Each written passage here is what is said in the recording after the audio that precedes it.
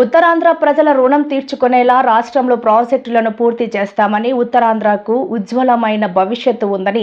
AP నీటిపారుదల శాఖ మంత్రి నిమ్మల రామానాయుడు అన్నారు. బుధవారం ఆయన విశాఖలో మీడియా సమావేశంలో మాట్లాడారు. జగన్ హయాంలో సాగు, తాగునీటి ప్రాజెక్టులు తీవ్ర నిర్లక్ష్యానికి గురయ్యాయని, ప్రాజెక్టుల నిర్వహణ అసలు పట్టించుకోలేదని తీవ్ర స్థాయిలో మండిపడ్డారు.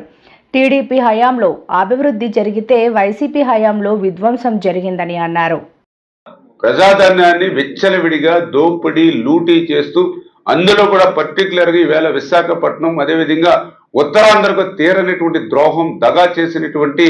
ఈ యొక్క ఉత్తరాంధ్ర దోహి జగన్మోహన్ రెడ్డి అనే విషయాన్ని సందర్భంగా తెలియజేసుకుంటూ, ఎందుకంటే నిన్న మొన్న మళ్ళీ వెళ్ళిపోయిన పరిశ్రమలు, ఎందుకంటే మన లూలుని మళ్ళీ వెనక్కి తీసుకురావడం కానీ, మొన్న కూడా మీరు చూసారు ఏదైతే ప్రఖ్యాత టీసీఎస్ అంటే ఒక ప్రెస్టీజియస్, మీ అందరికీ తెలుసు, ఒక సాఫ్ట్వేర్ ఎన్నో లక్షలాది మందికి ఉద్యోగ కల్పన చేసేటువంటి ప్రఖ్యాత టీసీఎస్ని మళ్ళీ ఈరోజు విశాఖపట్నాన్ని తీసుకురావాలని చంద్రబాబు నాయుడు గారు, లోకేష్ బాబు గారు కృషి చేసి ఆ టీసీఎస్ డేటా సెంటర్ని